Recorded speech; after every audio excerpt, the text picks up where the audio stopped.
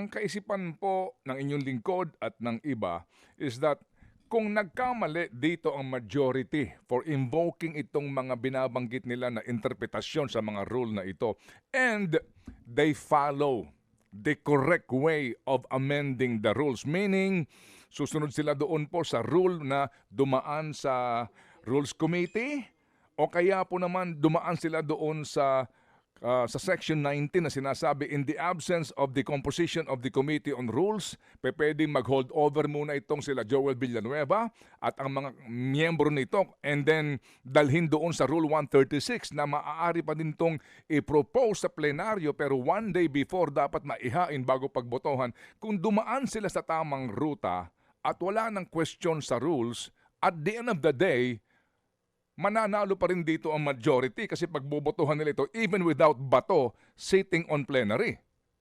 Yes, pwede po masabi natin yan dahilan sa ang rule naman sa Senado, ang may kapangyarihan ay ang mayoriya.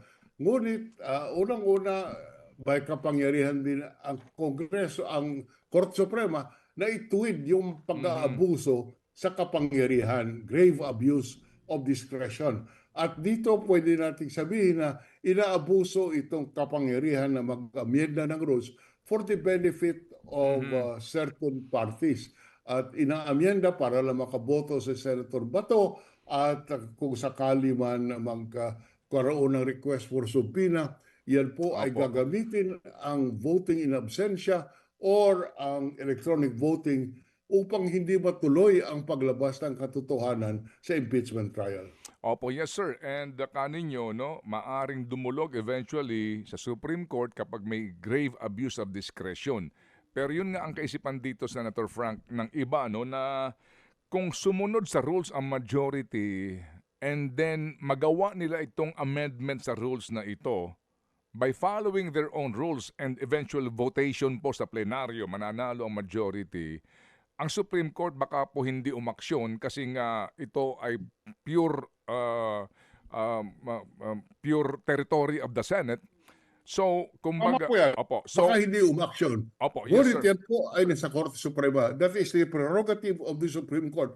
Ngunit kung pag-usapan natin ang kapangyarihan ng Korte Suprema, mayroon po kung kanilang gagampanan yung kanilang tungkulin sa kanila po yan. At kung sakali man sasabihin na ayaw naman makialam, yan po ang ay tanggap na natin na yan po ang ating reglamento at dapat natin sundin kung man ang sinasabi, lalo ng Korte Suprema. Ngunit yan naman po ay at that point, ibang magiging political ng usapan, papayag ba ang taong bayan na maitago ang katotohanan dahilan po sa mas nakakarami ang grupo ng Duterte sa Senado.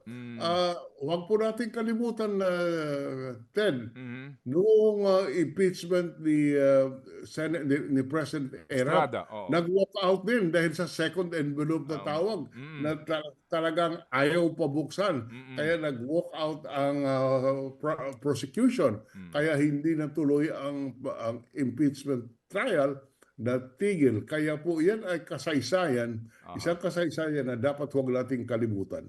Mga kapatid, patuloy po kayong tumutok sa 105.9 True FM para sa totoong balita, impormasyon, music and entertainment. Mag-subscribe sa aming YouTube channel at podcast at sundan nyo kami sa Facebook, Instagram, X at TikTok sa True Network PH. Bisitahin din po ang aming official website, truefm.ph. At panoorin din kami sa True TV Signal, Channel 19. Kami po ang 105.9 True FM. Laging true sa'yo, kapatid.